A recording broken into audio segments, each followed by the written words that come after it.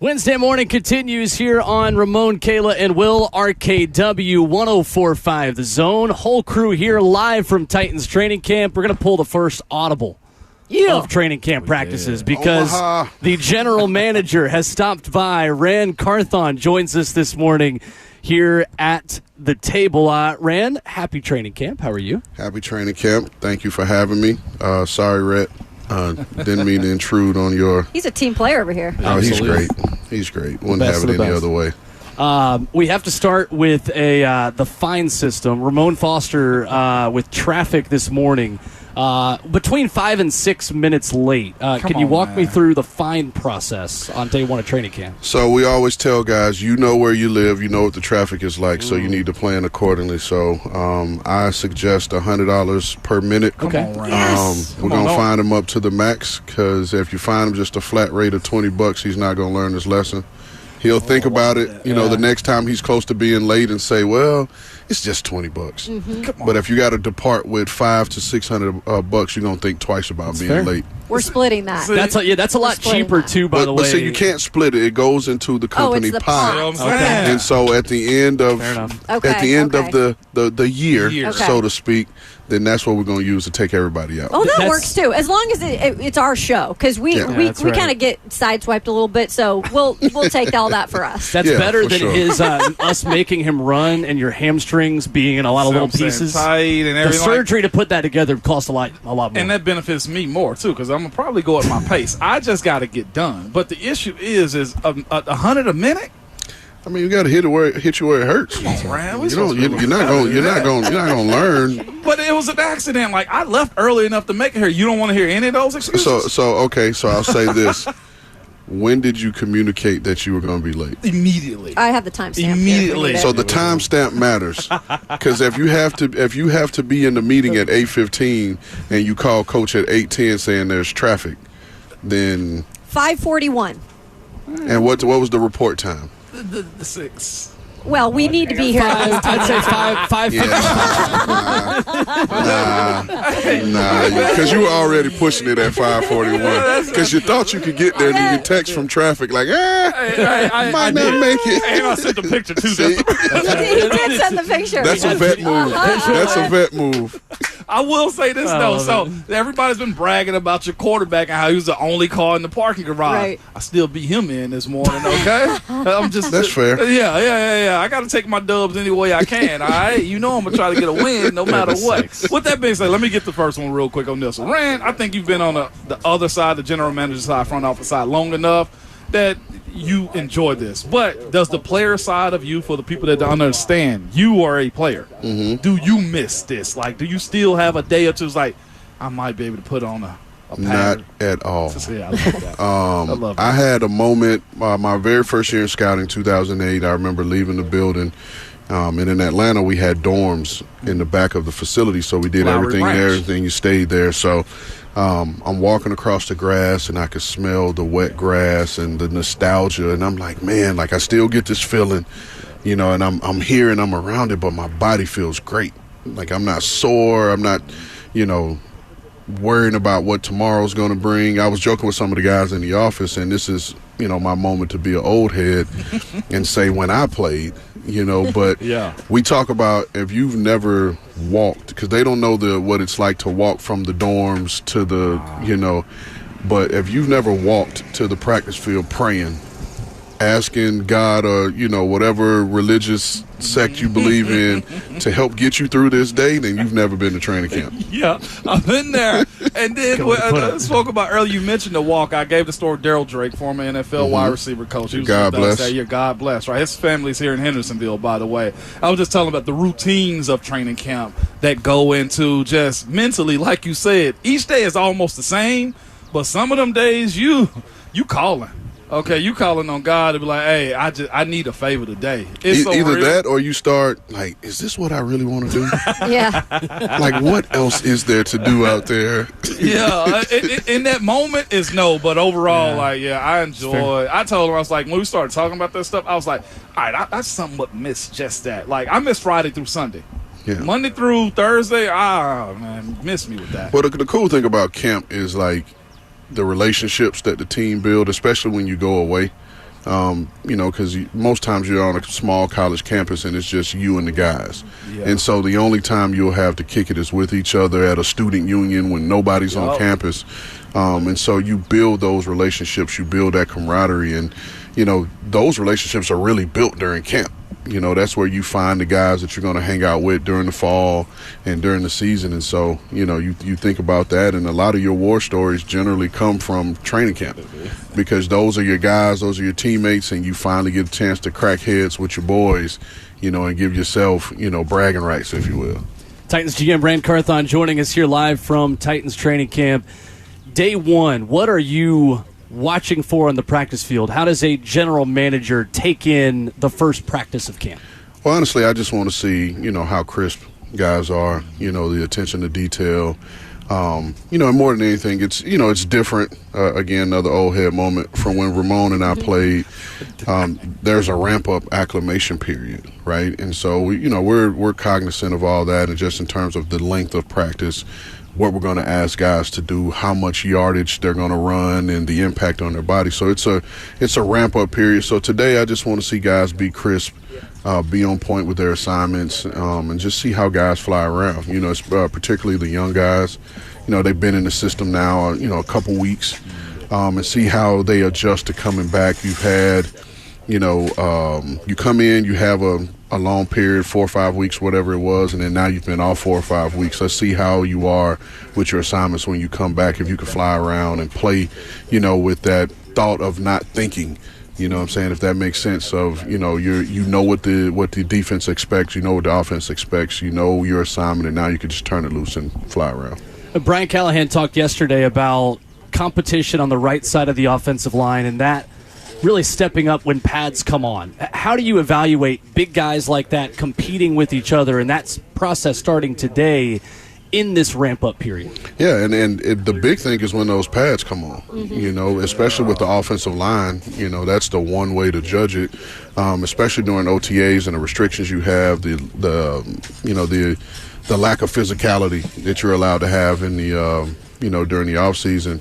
But now the pads come on, and so now that's when it really matters. And, we got guys, on our defensive line, our defensive front that have something to prove. I know Jeff is looking to eat somebody's face, and prove who Caleb he Williams is. In particular. And so, he's got to knock off some of his rust. And so it's going to be some good battles in there. And I want to see, that. And I, obviously with big coach, running that unit, it's a certain expectation, now. And so looking forward to seeing those battles.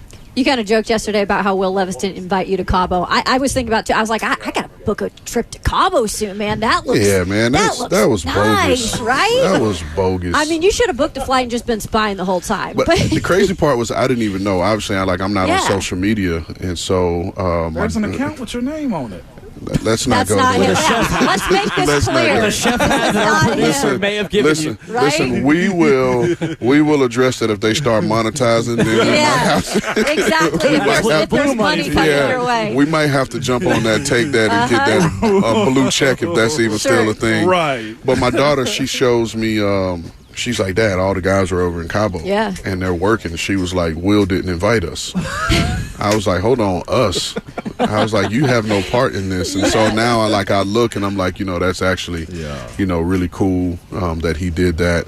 Everybody does their different It was funny because the week Will and our guys were in Cabo practicing and getting their work in, Josh Allen had his guys here in Nashville. Mm-hmm. Oh, that's right. Yeah. And so it's like a bunch of those, passing camps, if you will, going on. But I thought it was really cool, especially for Will as a young guy, being able to put that together and, to have, vets like D-Hop and Ridley and those guys want to be there to participate, says a lot about Will's, his growth, his maturation, and just his leadership and where the guys see him. Is that exciting at all as a GM of this team to have a quarterback that you're going to see the process play out with him? Because last year he was drafted here in the second round, but he wasn't starting. Ryan Tannehill was that guy, but now he's he's expected to start. How exciting from a GM perspective is that? It's nerve-wracking and probably challenging a bit, but is it exciting to see this process and how it will play out? No, it's 100% exciting. It's not really nerve-wracking because, we took him, we traded up. Like, that's what everybody forgets. We traded up. So the third-round pick we didn't have this year was based off of the trade up to get him last year. So there was belief in him from the start, and like we talked about, and I know it's much to do about who's going to start. Is it Ryan? Is it like we had a proven veteran starting quarterback in Ryan Tannehill, so there was no need to rush him along last year. But I think you saw when he came in, you think about it, he had the game in Atlanta, which was lights out, and then to a short week, go on the road to a crazy environment in Pittsburgh, and we're nearly there to win that game, and just the way he played, I think he went through just about every situation that there was for a young quarterback to see. You come in hot, you win a game, you go short week, how do you prepare on a short week, right. To find that routine. Then you go to a hostile environment as your first road start, and then you give us a chance to win there. You don't win there, then you have to deal with some other adversity. Then you deal with an injury, being able to come back from that. And so he's dealt with all those things. So hopefully he's, put all that a part of his bag, and now he knows how to handle these situations as they come up moving forward. I needed to ask you about the running back position because clearly you know a little bit about that. But it is such a unique situation this year. Derrick Henry moving on from that and did great things for this organization. But how do you kind of describe the creativeness that can be done with this backfield? And again, there's going to be other guys that are going to help as well, but in Tajay Spears and obviously Tony Pollard specifically. Yeah, I mean, shouts out to Derrick. I think, and I've always said this, that there were certain things that you thought about when you thought about the Tennessee Titans, and there was Mike Vrabel and it was Derrick Henry. Like, those were the identifiers of what it was to be a Titan and what that meant. And I truly mean that, and I still feel that. Yeah. But there's a new era coming that's being ushered in. And I think with Tajay and Tony, I think those guys being a 1A, 1B allows you to kind of still run your offense. You know what I mean? It doesn't tip you any tendencies. It doesn't, the defensive coordinator has to still look at the whole sheet and not just a certain corner, with both of those guys in, because both of those guys they can run the ball.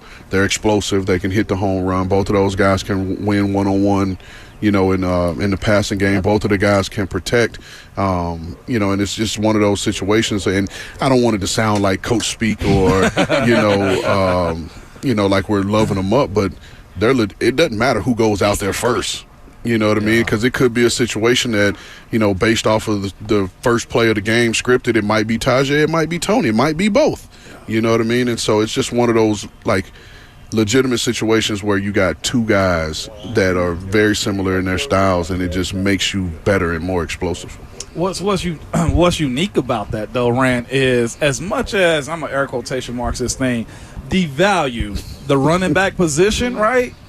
Teams that understand that value still put an importance on having those types of guys. Like Derrick's out, but you guys drifted Tajay. And then, all right, he needs another co-partner, right? So you get a veteran in Tony Pollard. How huge was that, man, for y'all to be able to get that for him?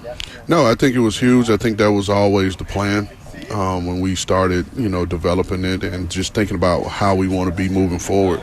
I understand. I mean, it's kind of like the housing market, right? Yeah. It's kind of like the ebbs and flows, and Nashville's market is crazy, but you may go 40 minutes away and the market is a normal market. You know what I mean? So that's just how these player markets are now. I mean, you look at the offensive line market, you look at what tackles are getting paid. Christian Darrisaw just got paid yesterday. You would have loved to be a guard in this era to have the opportunity to make what you bring that up a lot. Yeah. I was on the back end of they're watching us, y'all. They're watching us, and oh my God, I should have been born in 1990. Yep. You won the wrong race. I was so proud to be an 86er. I was like, the 86er. I wanted an 86 money call on. Never mind. Go ahead, Ryan. But no, it's so you understand the markets, and we just have to make sure that regardless of the markets.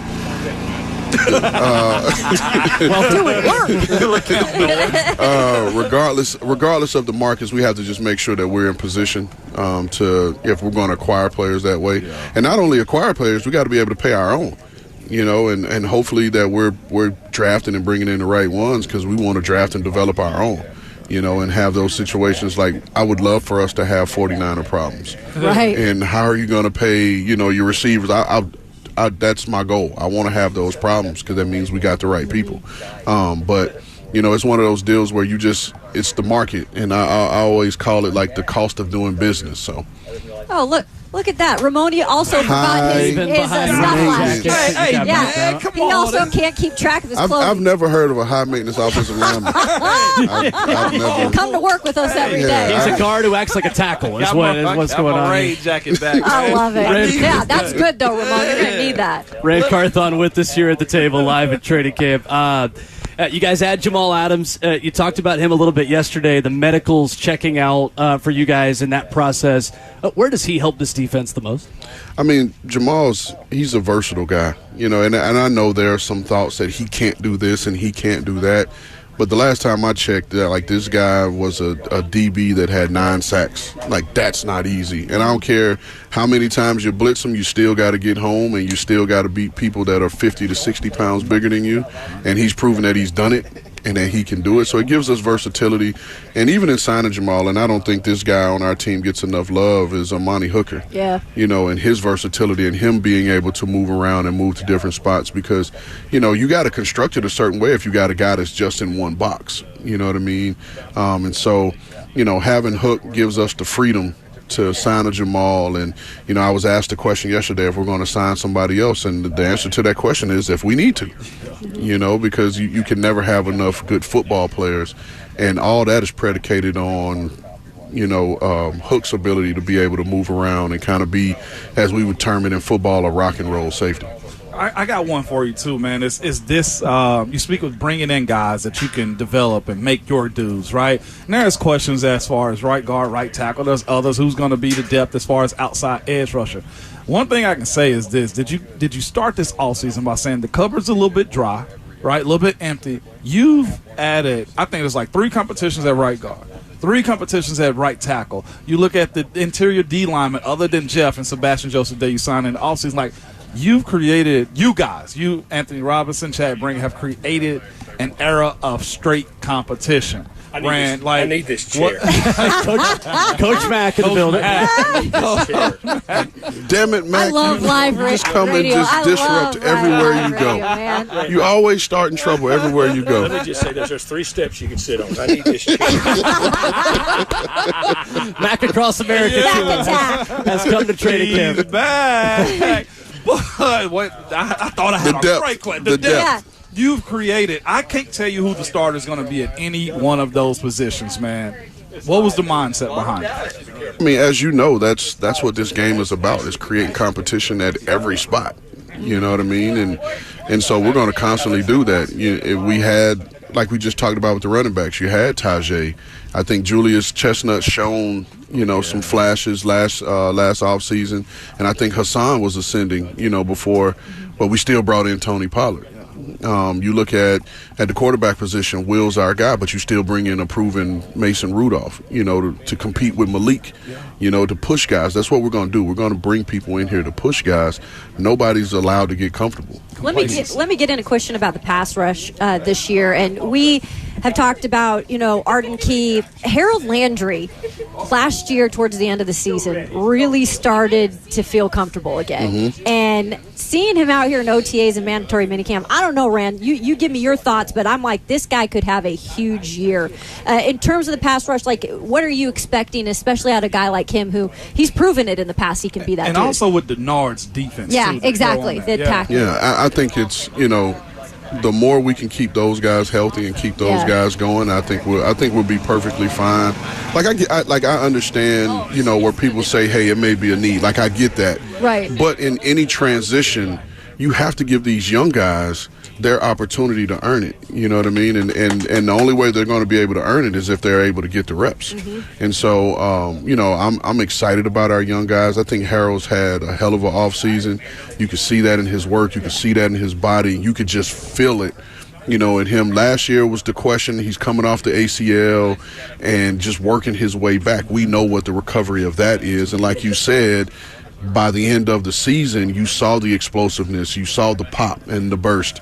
And he's, like I said, he's had probably as good an off season as I've seen. And then just in my conversations with him, he said this is the best he's ever felt.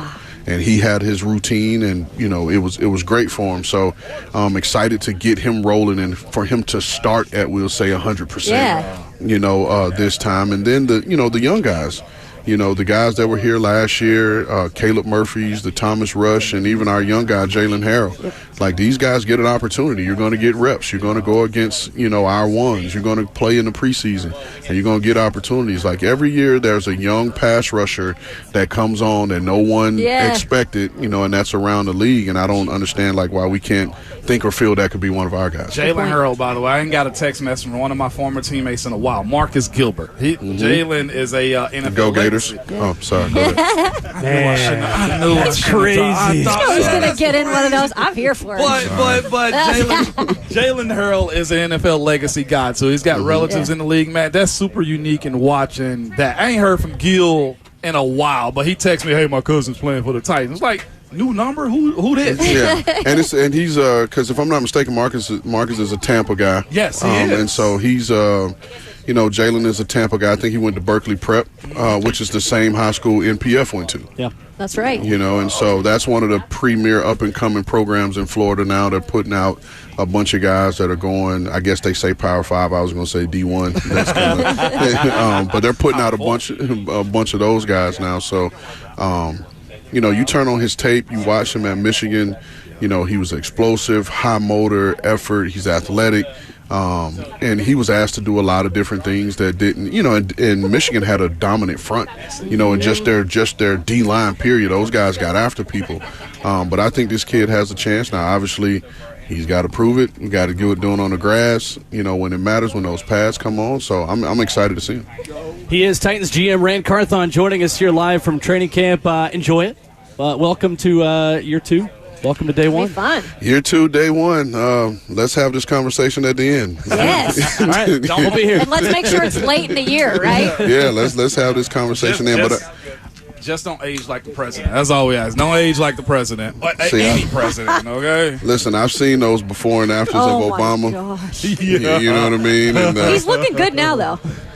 Because no stress. Exactly. Stress is removed. And like we were talking off camera before I came on, my stress level's a little higher. Yes, it is. I've been, me and the kids, wife has been on vacation out of the country. Yeah. And so I've been on a little more on edge, you know what I mean? No grays, though, in the beard. I don't see any, so you're good right now. It's because of good products. I was going to say, are you going to give us your secret? Because that's been out all my routine is the freshest of juices and berries. There you go. Yes, there you go. From the inside. Rand Carthon joining us here this morning. Bryan, we really appreciate it. Thank you. No, thank you, man. Thanks, I always have fun. Lido dropped another album, too, by the way. I will be checking it out. We met. He and I, we finally met. We exchanged contact information. One of my to-do lists and I don't know why I'm saying this because I'm probably somebody's going to catch it and whatever. I don't care. One of my goals for next off season is to actually get in the studio. I want to A&R a song. Any artists out there that don't want the GM all in the video, singing, dancing. Come on down to Titans Records. I like it. Titans Records. Oh, my goodness. All right, that's Titans GM Rand Carthon. More of Ramon, Kayla, and Will coming up next.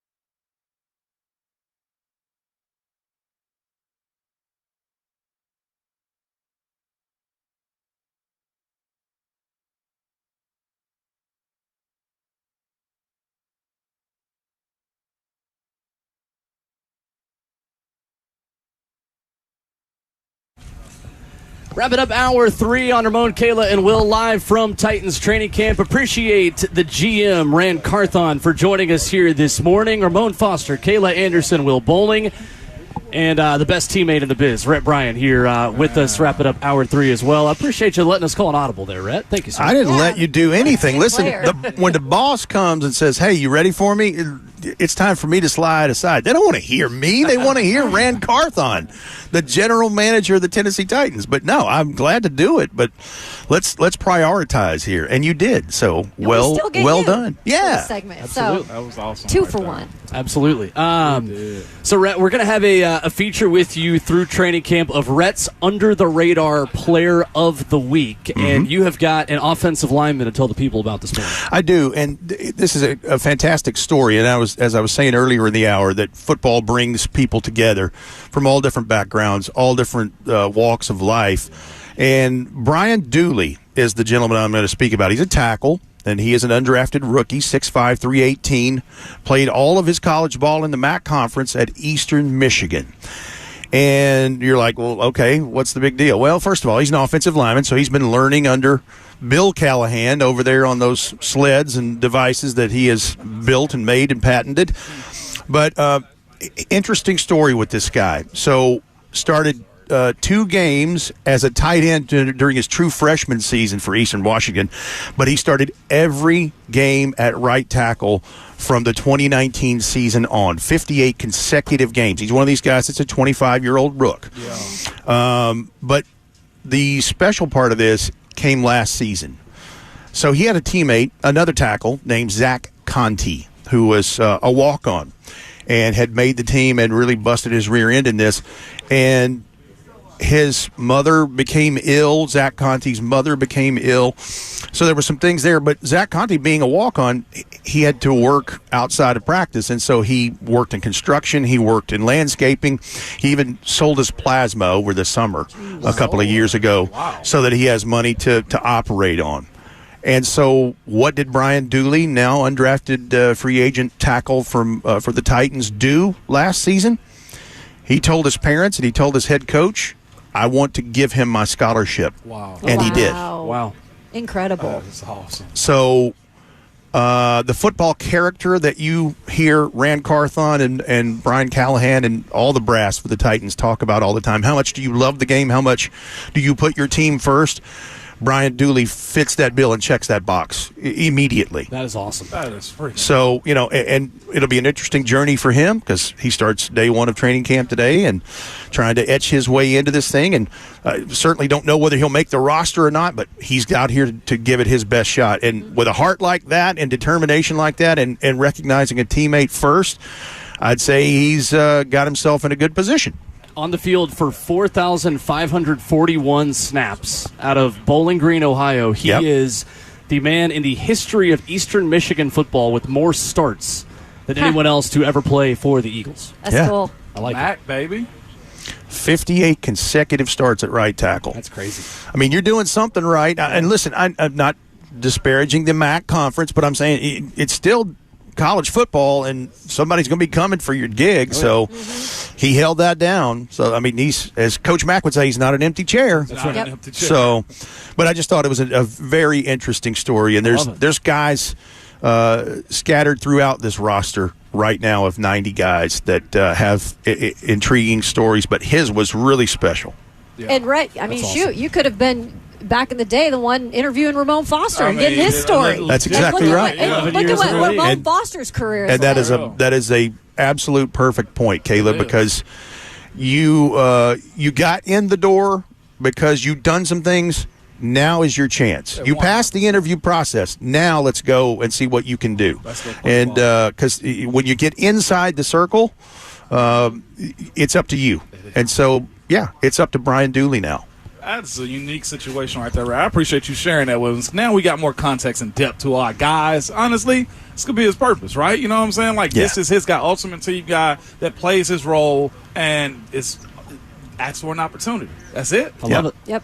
And again, he's going to put his teammates first. Yeah. For sure. That's just, it's ingrained in him, clearly. I mean, can you imagine going to your parents if you were a scholarship player in college and going, I'm going to give my scholarship up to my teammate because he needs it more than I do. And they'll do what? Yeah. That's wild. So, Crazy. awesome story. More stories like that coming through training camp with Rhett Bryan, who joins us this morning at the table. Practice getting close to starting. We made it. Can't wait. Thank you, Rhett. Woo! Thanks, Rhett. Here we go. Final hour of the show. Up next, everything you missed this morning and highlights of our conversation with Rand Carthon a few minutes ago. When we come back to start the fourth quarter of Ramon, Kayla, and Will next.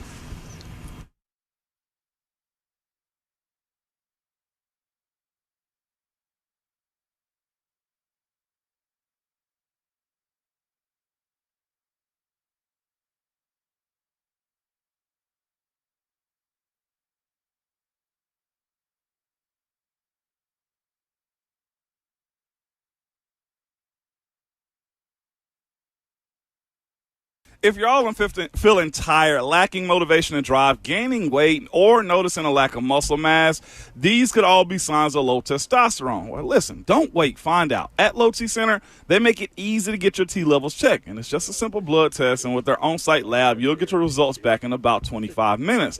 Low T Center is not your typical doctor's office. Their physicians specialize in treating low testosterone with customized treatments for each patient. The experts at Low T Center have over a decade of experience helping patients achieve life-changing results, and most health insurance is accepted for this treatment. For established patients also with stable T levels, they also offer a convenient physician-monitored self-inject treatment plan that ships directly to your home each month without the need to come in for weekly visits. And at Low T Center, your BMI and health can be evaluated for treatment with prescription weight loss medication. So, get back to your best. Go to lowtcenter.com to book your appointment today. That's Low T Center. Low T Center, reinventing men's healthcare.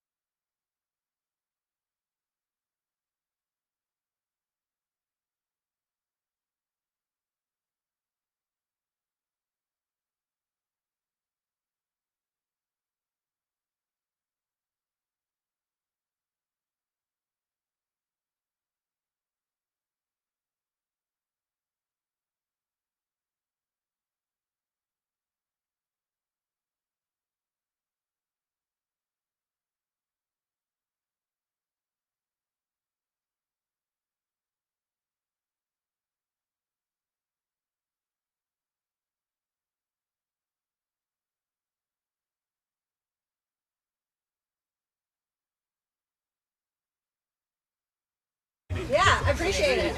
I know. He just was like, yeah, why? 9:03, good morning from Ascension St. Thomas Sports Park for Tennessee Titans training camp. I am Robert Walsh. Yesterday, Rand Carthon spoke to the media, had this to say about a potential DeAndre Hopkins extension.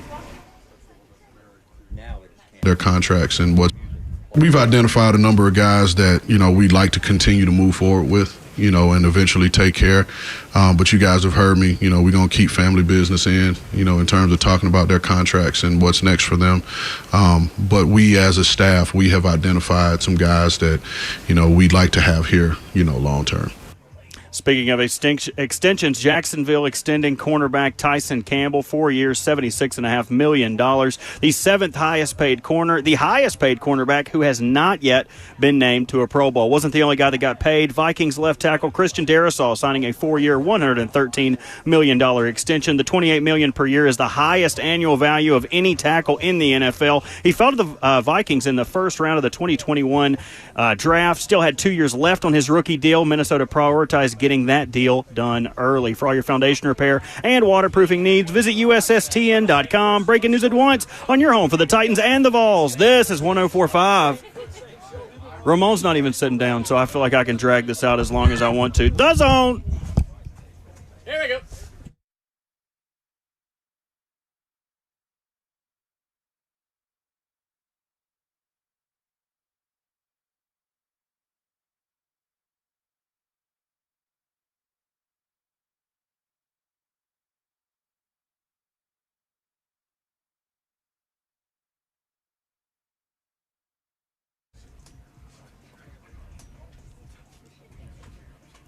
Okay.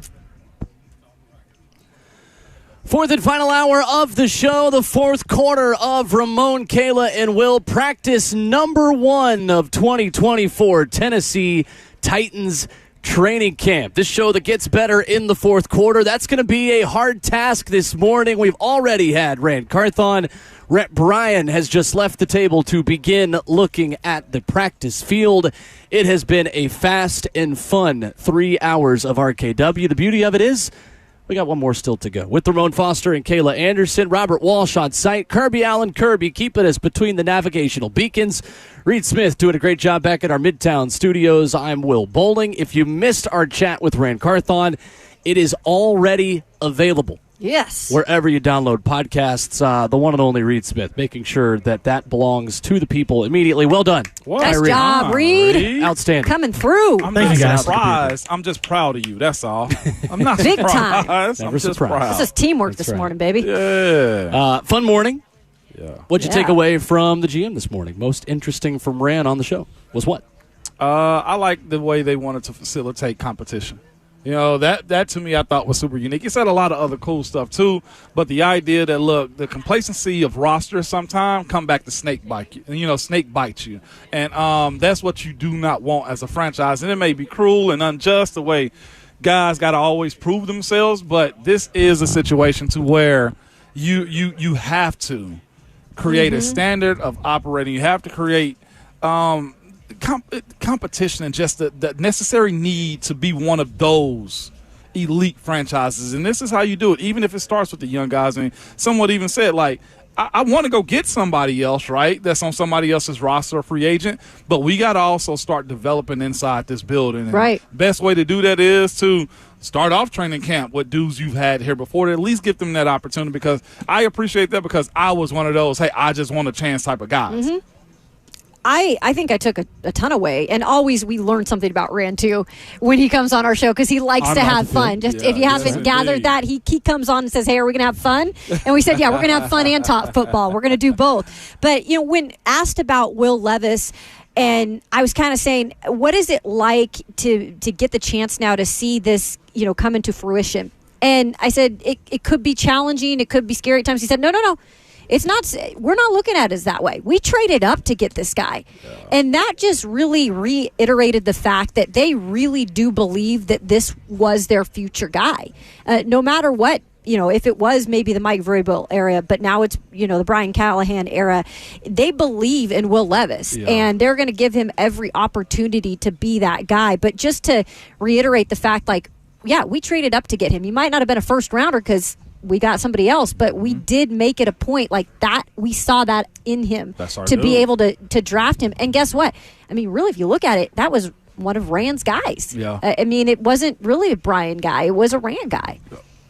I think for me, the quote at the end about Harold Landry was really interesting, and mentioning just the energy, the overall eagerness that he's got. Said, word for word, Harold has told me this is the best he has ever felt in an off season. Yep.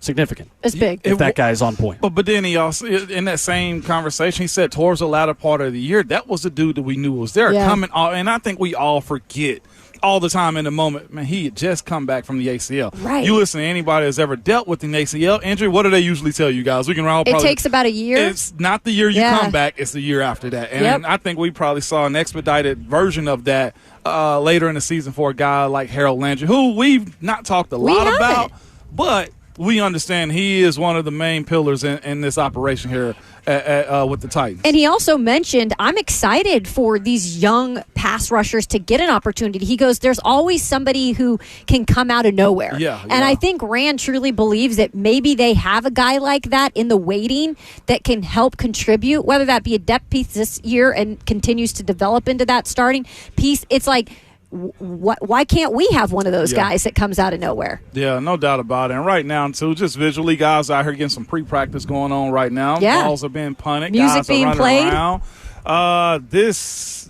takes me back right here. I bet. Yeah, so the way this will work with us is you will hear who is here and what is happening after practice is over. Correct. So you will hear the sounds of practice behind us. We, under the guidelines we have for this week, for today and tomorrow, cannot tell you what is happening in front of our eyes. Once fans get out here, that process will change a little bit for us. So at that point, we will be able to essentially, I mean, heck, we have a whole broadcast team here. We've got play-by-play, color, and sideline, so we could we really shotgun do. set, moving left to right, and you're it. No, I'm not worthy of calling anything NFL football, but we would be able to give you info that will not happen today. However, there is so much from yesterday's availability and report day that we still haven't even covered. We have not gotten to Rand talking about a potential DeAndre Hopkins extension. We have not yet touched on a number of topics that we have got in our list today. So a ton still to get to, and Buck Rising here, Lucas Panziki here at the Buck Rising Show will be live at the table as well with everything that happens at today's practice. And that's what I was going to say. So our teammates, Buck Rising and Lucas Panzika, are on site also. Buck got his notepad out. Yeah, he Lucas does. got his sunglasses on. Time. We can report on them. Yeah. We can, yeah. That's right. Lucas is wearing a royal blue shirt. He is present. There is no injury. There's not a leg wrap. There's nothing going on there. He's clean shaven, too. Buck has got the fresh shoes. He's got the Jordan 1s. These the dunks. Buck, I think mine are fresher. Okay. Kayla's are all white.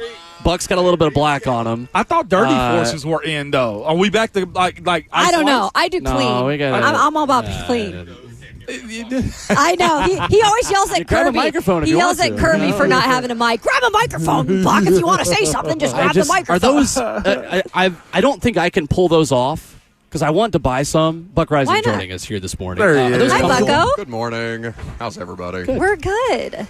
No, that kind of Nike shoe I associate with white girls at a tailgate. Oh, well. That is what I associate. Kayla, as a white girl, you can. I mean, I am a white girl. My entire collegiate tailgating experience. It wasn't me who said it. I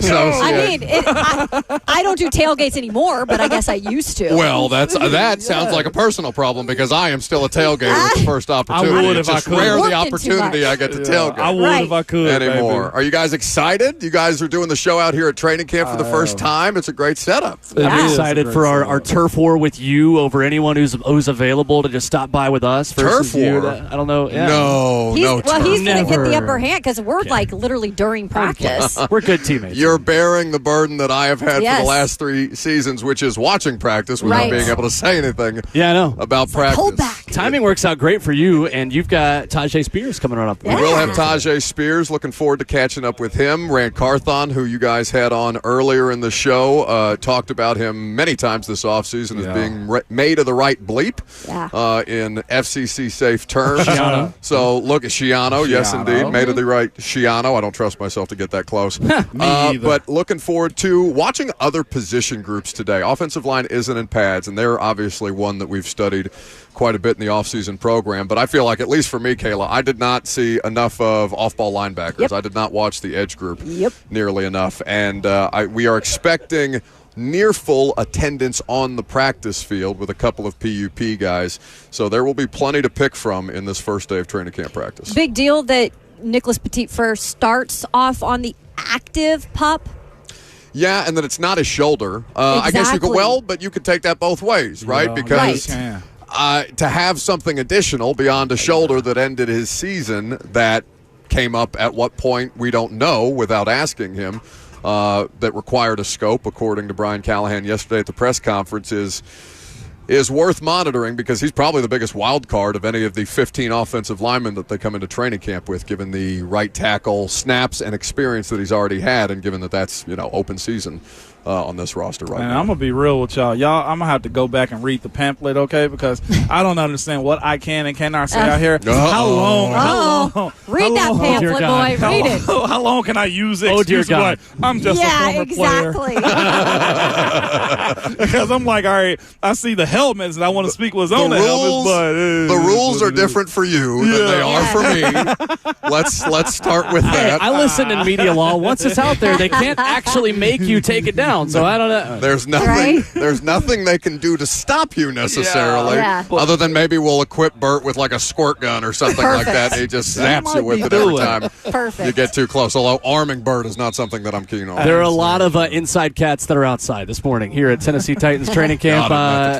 10 o'clock, Buck Rising Show with Tajay Spears joining the program later. What time for Tajay? As soon as practice ends. So right now practice scheduled to end at 10:30, and right now practice is beginning. Let's go. Have fun, Buck. There you go. Guys. See you out there. Buck Rising with us. When we come back, audio from yesterday, what you need to know from training camp report day, the fun only beginning. And hour 4 of RKW continues coming up next.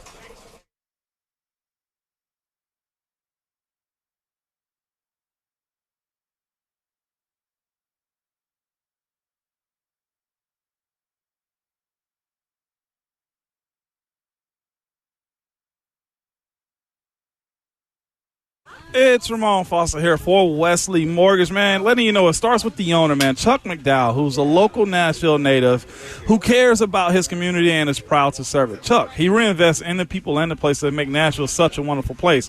While other mortgage companies are downsizing, Chuck McDowell and the Wesley Mortgage team, they are rapidly expanding in Nashville, keeping people working in the career that they love, and they'd love to have you join their team.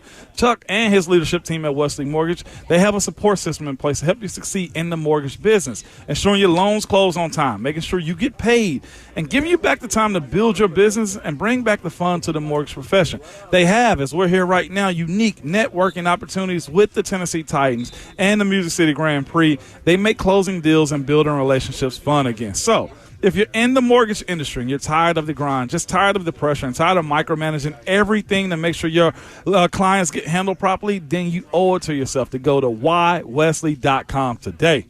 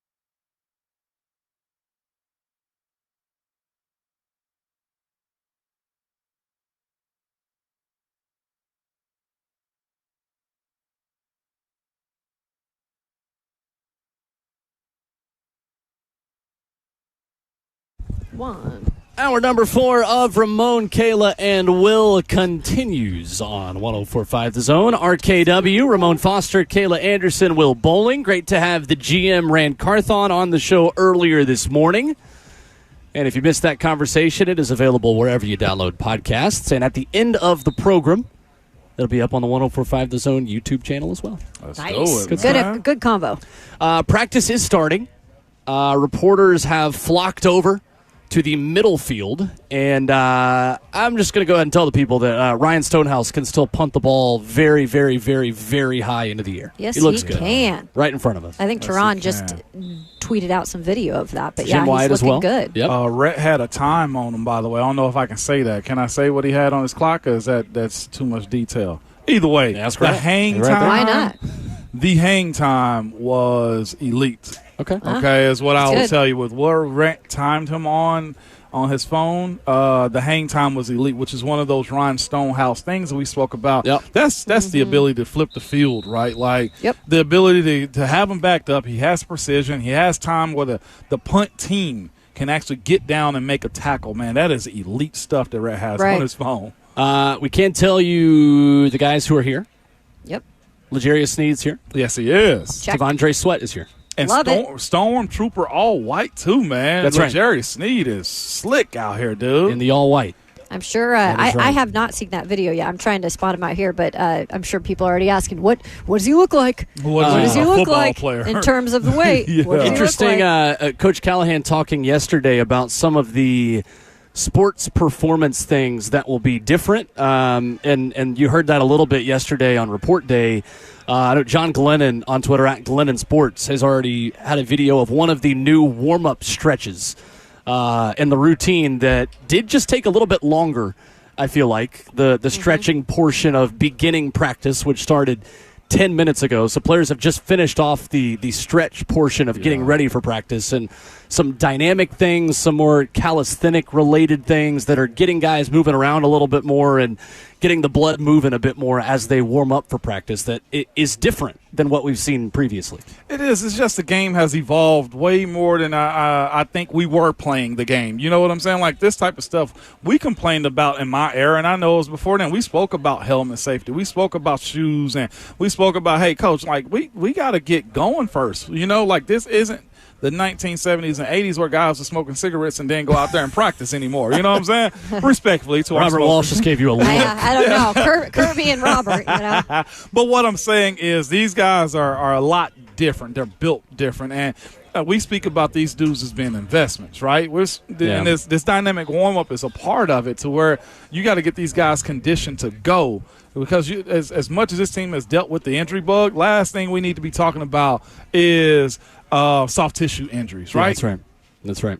I did want to mention, too, it is completely different. I can say it from watching million trillion stretches with this Titans regime under Mike Vrabel. This is completely different under Zach Woodfin, who's the new director of sports performance. And I think that comes along with just a new coaching staff, but also, you know, like Ramon mentioned, I think they're really incorporating technology more than ever with this team moving forward. And I think, if anything, that just continues to benefit these players. Well, Caleb, if we can, because we can speak about the old stuff. What did it look like? If you could paint a picture for the folks that from one era to the other, it ain't a knock of anything, but how was it with that last group? The stretching, I mean, in terms of even that period where with the old regime. It was the same old for what, the entire time that Mike Vrabel was here, and that includes, you know, going through some of the things you saw with injuries. It didn't seem like it was very stationary. It didn't seem like there was a lot of movement. You see these guys like going backwards and hopping around, and it looks different. Activating more. Absolutely. Yeah. Okay. Yeah, I would agree. More static in the past and a little more dynamic stretching. Yep. I would say at this point. We mentioned Devondre Sweat. Reed, if you will, I want to hear from the Anthony Robinson on Devondre yesterday. We can see Devondre out here. He is present and accounted for. This was Anthony Robinson from the Titans front office talking about a conversation he's had and just staying in touch with the Titans rookie. Yeah, so, I had a lot of conversations with Sweat this offseason. He's And it was more so about, making sure that when he comes back, his mind and his body's right. Because I think sometimes as a rookie, you come in and you don't realize how fast training camp comes. And then once it gets here, how long the season is. And just making sure that, he was doing the right things this offseason to make sure he comes back in the right mind space, and also physically. And then also just having general conversation about him. He was in Houston when the hurricane came through and just making sure his family and him was okay. So there is Titans assistant GM Anthony Robinson yesterday talking about second-round pick T'Vondre Sweat. Guys, it feels like this staff has done everything they can to physically and mentally prepare T'Vondre for his first training camp, and so far so good. He is present and accounted for today. And it's that, though, too. You got to somewhat check every box as a staff. You got to check every box as coaches, right? And it seems more than anything with what we've heard they've done, how they've communicated, how they've got sports and conditioning, all set nutrition inside the building is a thing.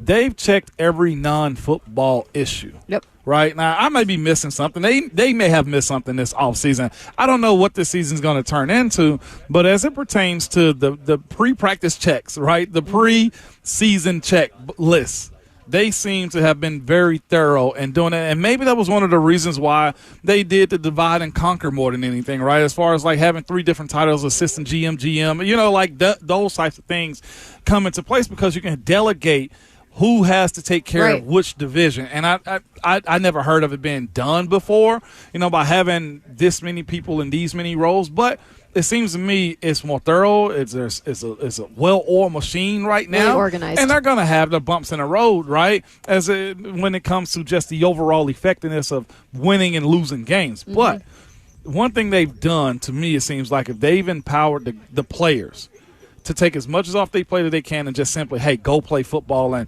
I want to see what it's going to look like. We don't know. And that, to me, is why I think we got so many folks that are intrigued. And I'll say this, too. I watched our teammates' shows, too, on YouTube, and hearing the press conference yesterday and just watching the reactions of almost a good bit of the fans. There's always the ones you can't please, right? You go win a Super Bowl and have a parade down Broadway, some will still never be satisfied. There'll always be the people that want to go the opposite direction. But for the most part, I've seen most of this fan base be optimistic, and some even saying more optimistic about what the outlook of this team can be moving forward.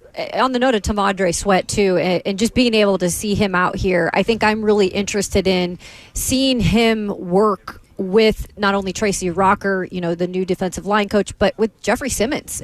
Both of those guys were not out here earlier in the offseason. So to see maybe that communication between the two and the teaching going live throughout practices, I think that's going to be a thing. And I'm curious to see how that also plays out with both those guys being back. Guys, as we start training camp, the feeling I get around this team is that I think they can be pretty good. Yeah. I think this team, if it stays healthy, can absolutely be a playoff team in 2024. Is that a fair standard to set? That, yes, there are a lot of veterans.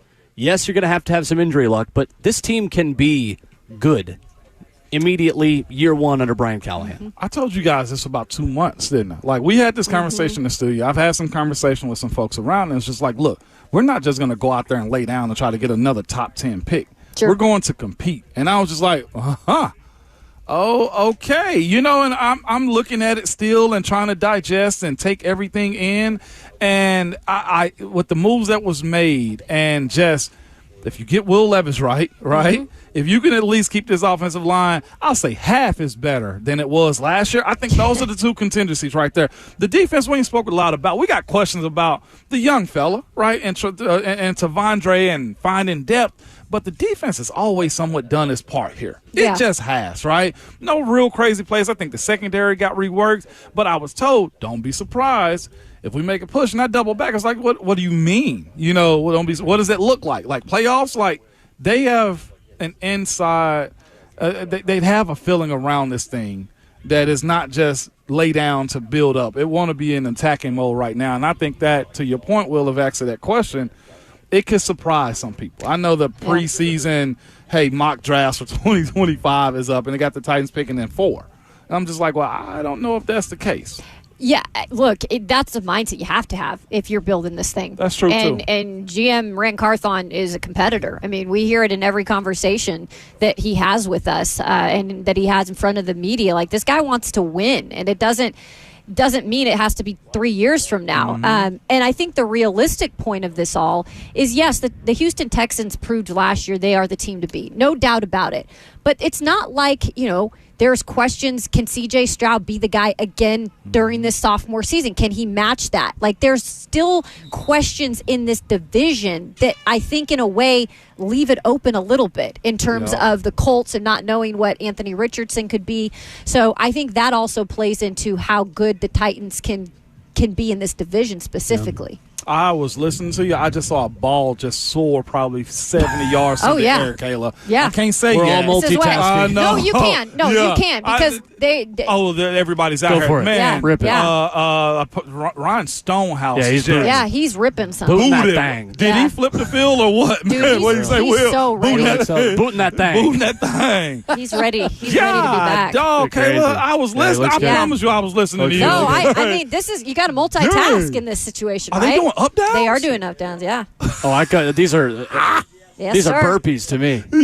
I We got burpees going on in the middle field. Hey, you can't say they won't Feel like be high ready. school camp? Hey, no, Will. That's what happens when you forget your Maybe homework and this you should got to have come been out of Ramon's practice late. punishment. Yeah, This should have been it, right? Up downs, I'll pay whatever yeah. fine you Yeah. want to not do up downs, okay? Yeah, that 500 that man was talking double it to not do up downs, all right? I love Goodness. So we got burpees going on in the middle field. We've got Bertha and Olga just introducing themselves to the big men. Yeah.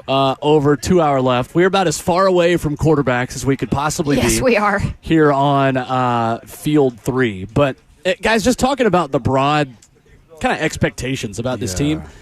For me, if the big money guys play like big money guys, and that means if the veterans that are making a lot of zeros on their paycheck are healthy, I think this is a good football team. And I think if some of the risks pay off. Yeah. I mean, I think, some of the guys they brought in here who they kind of expect to play their best football with some of these assistant coaches they have connections with and even Brian Callahan and bringing his guys in like Tyler Boyd, expecting him to be, back in that type of production that he had in the past with the Bengals.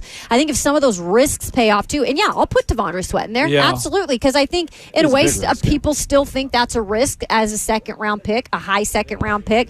If some of those pay off, and I'm not saying everyone has to, then I really do feel like they could be in a good position. Well, it's what I was going to say too. Of like this team doesn't have the margin for error for their big money guys to not play like big money guys, right? Because you haven't drafted well enough over the last 5 years to where you have somebody making $1 million who is playing like a $10 million player. So that means your $10 million players are going to have to be available and out there.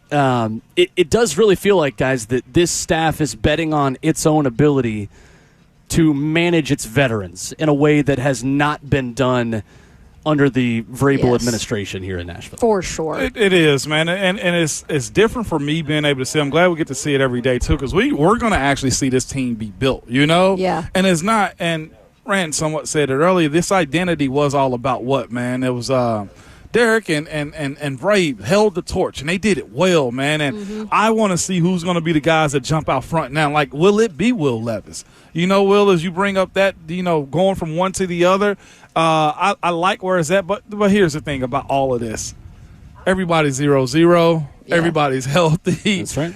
And it's always going to feel like this early on, but I think this team may be a sleeper squad this year. Yeah, I think you brought up a good point. Watching it play out, watching this thing kind of be built from the start. And like the poles are up, but everything else needs to be built around it. And I think that's going to be what's so fun. I've not been a part of this since I've arrived at the Titans, organization covering it. And so this is the first time I'll get to see that. And I think that's really intriguing and should be for fans too, to see how this whole thing can be built. 100%, man. And I can just say quarterbacks are just tossing the balls to the running backs. That looked routine as hell. It has been a slow and individual and position-specific start to practice that is getting started here at Ascension St. Thomas Sports Park. We'll wrap up the show coming up, 615-737-1045. Practice going on.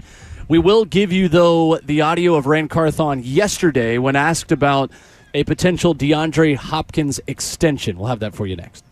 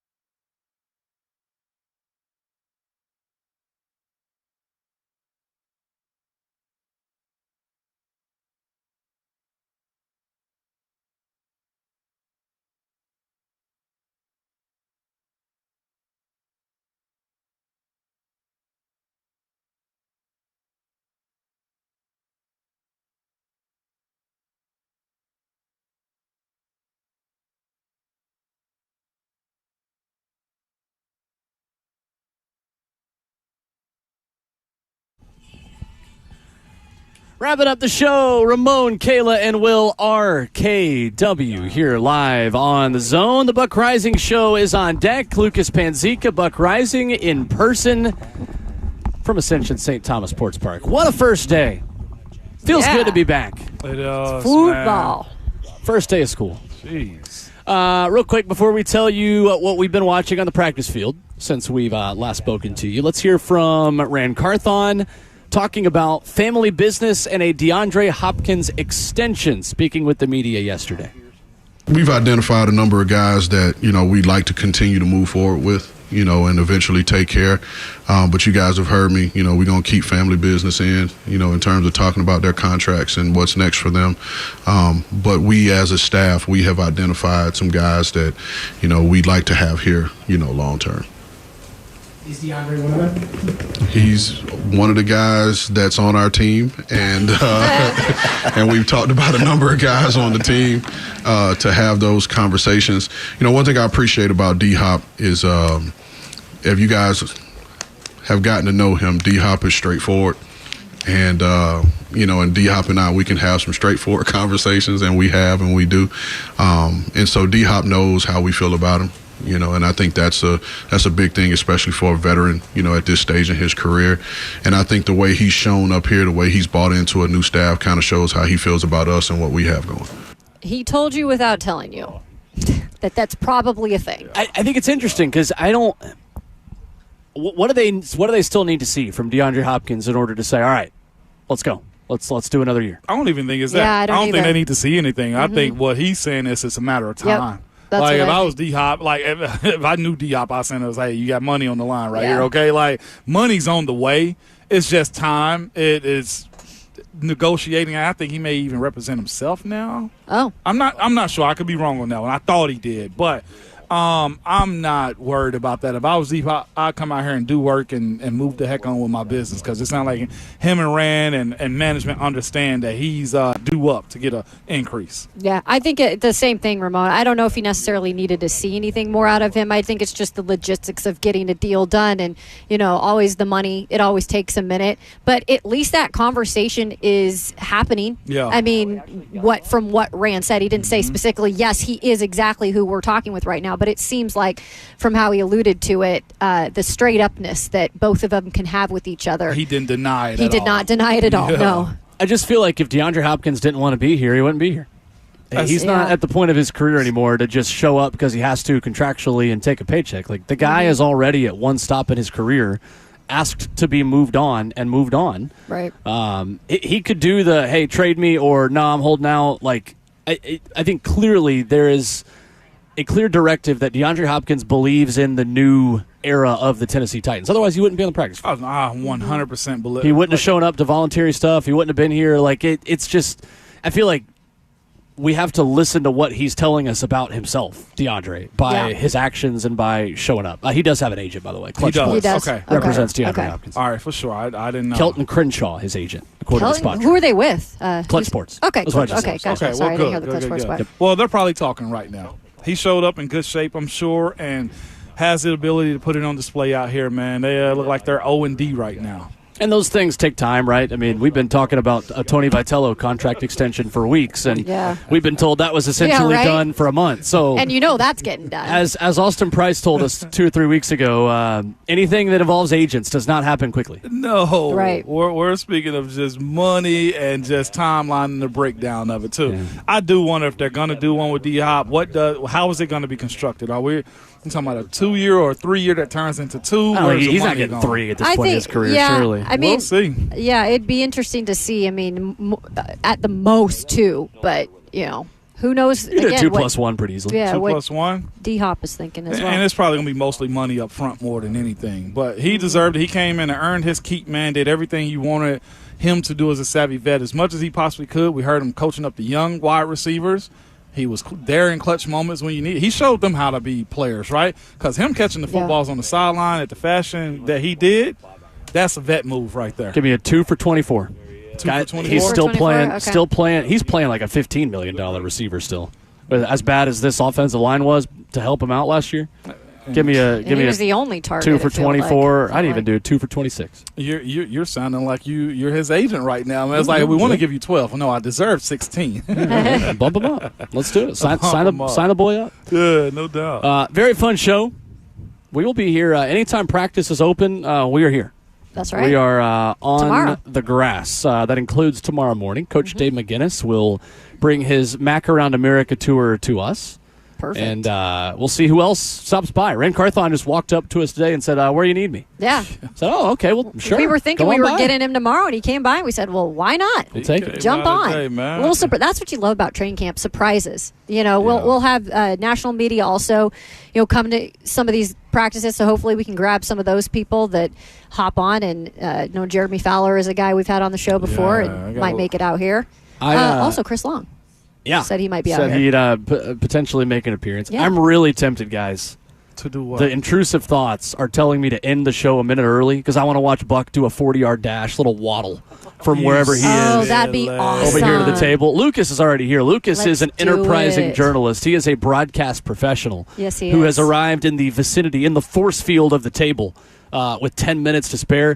I really just want to see Buck run and see if his hamstrings survive and just end the show about 30 seconds. Is he on the other side? You'd hear him before you would see side. him, typically, with the way he operates. But all I know, he better not run with he's right across from us, right there. His arms outward. Oh, we can be on that field too? Okay. Yeah, of course you can. I don't know. I still don't see him.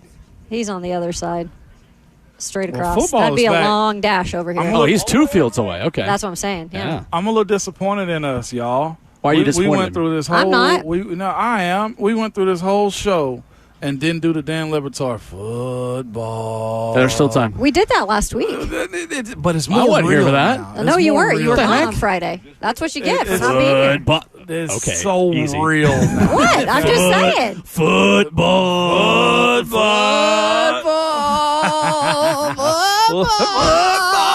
Let's leave it to Dan Lebertar. Nah, I like it. Now that I'm back, now now that I know that's an option for us to do again. I love it. See, Harold. Track season's over. Harold said do it. It's Olympics time. Yeah. I love it. I think we see ownership around here too. Nice, Potentially. man. Potentially. Stars are out. Yeah, she's right there. Amy's up in her Okay, there on you her go. thing. I didn't know if we were going to mention that or not. That's the show. The Buck Rising Show is coming up next here from Tennessee Titans training camp. Tajay Spears on the program as soon as the show concludes. Back at it tomorrow morning, bright and early, 6 a.m. Ramon Foster, send us home. Y'all must remember, football is back, but don't tweet out nothing stupid because your Twitter fingers in your mic is always hot. In life, man, people don't burn out, people don't quit, and people don't shortchange because of what they do.